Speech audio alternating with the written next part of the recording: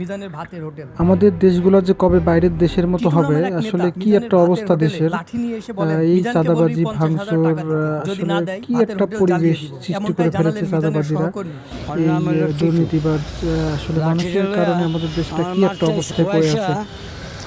কইছে কালকে যদি ওর না কর তা আগুন জ্বালাইলাম, পরের দিন আবার আইছে।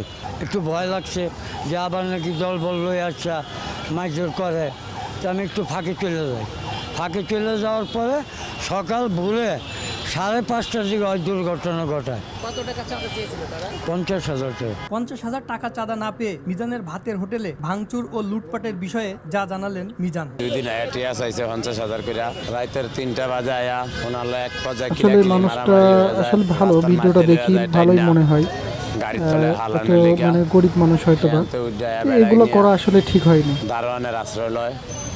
পরে সকাল 5:30